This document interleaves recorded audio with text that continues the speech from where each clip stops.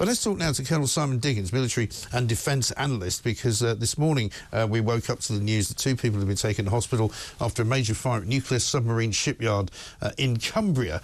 So let's find out just what's been going on up there. Simon, very good morning to you.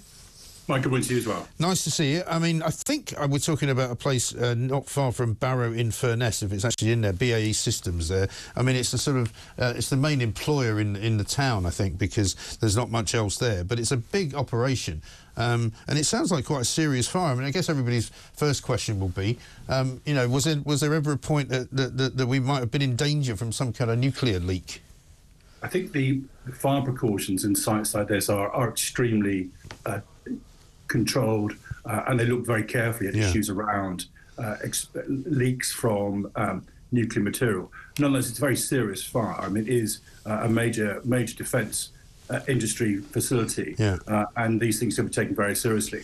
The real question, I suppose, is what happened, how did it start, and what can we do about it? Yeah, exactly right, because the place also builds all sorts of things, doesn't it? Type 26 frigates for the Royal Navy, makes electronic warfare systems for F-35 jets, makes hardware and technology for tanks, as well as guns and ammunition. So it's obviously quite a big deal. I mean, is there any clue yet as to how the fire could have happened, or which part of the business it happened in? No, because again, it's a very secure site, so the detail is not great. Yeah. I mean, I think the issue that lying behind all of this is this a fire which is serious enough and needs to be properly investigated, or is it potentially sabotage? And the reason I say that, and it's a very strong word to use, is over the last year particularly, there's been a whole series of attempts by Russian intelligence to sabotage defence efforts across the world. We've had everything from the attempted assassination of the chief executive officer of Rheinmetall, which is Germany's major defence company, with whom actually British Aerospace are strongly linked. Right. We've had fires in this country. We had a warehouse in East London linked to supplies to Ukraine, which was burnt down. There's been attacks in Poland. In the last week, the Poles had just expelled another Russian consulate complete from the country because of acts of sabotage. Right. And 2 weeks ago, we had the head of MI5 warning very starkly about Russia's attempt, in his own words, these are his words, not mine, to create mayhem on British streets. And so the issue really will be, is, you know, are the Russians behind this, or is this just a fire? It has to be said, all the activities I described just then, there's all this issue of kind of plausible deniability. Right.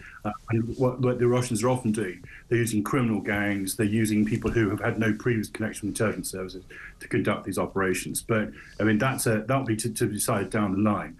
But it could, if it's part of that pattern, that indicates exactly the kind of situation we're in with Putin, which is in a state of hybrid warfare with them. I mean, they are incredibly irritated with us. We are rightly a strong supporter of Ukraine. We supply the Ukraine Storm Shadow missiles, built by British Aerospace and Raytheon, and they are clearly irritated with us for what they're doing. Are they built in this facility? Do you happen to know? I'm not sure. I'm not sure the detail of that, but we do provide a lot of weapon systems to them, so it is possible that's it. They're not necessarily going to go directly for that. They'll go for a target they can get that's linked to our defence industry, but I'm not quite sure that we build them there or not. But that's this kind of pattern that Putin and his hoodlums have been. And you're right about the plausible deniability. I saw Laura Kunsberg interviewing the Russian ambassador, I think it was the week before last, on her show on Sunday morning, and he just basically denied everything. You know, and whatever, you know, did Vladimir Putin get up this morning? No, this is not true. You know, everything was no, absolutely not. I mean, it's just it's sort of culturally what they do, isn't it?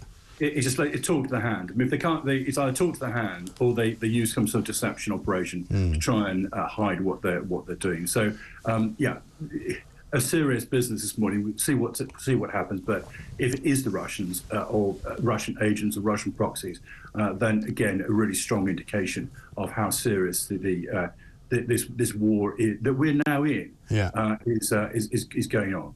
Exactly right.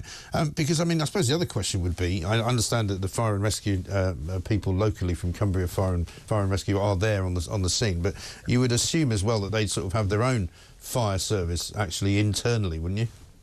They do.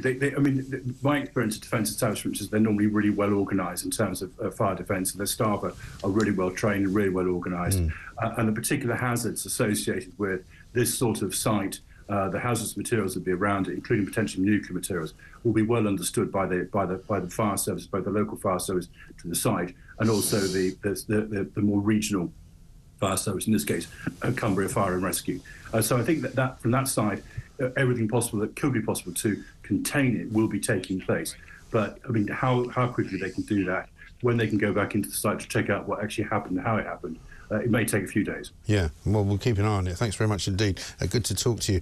We've got Colonel Simon Diggins there, military and defence analyst, about this incident, which looks as though it's not as serious as it first was thought to be, but could still be sabotage, could still be linked in some way to Russia's recent activities around the world in terms of their sabotage techniques and in terms of their sort of counter-espionage activities. If it does turn out to be them, that's going to be very bad news as well. Indeed, and speaking of Russia, actually, there's a boat docked off the coast of Great Yarmouth, which has been called a floating bomb.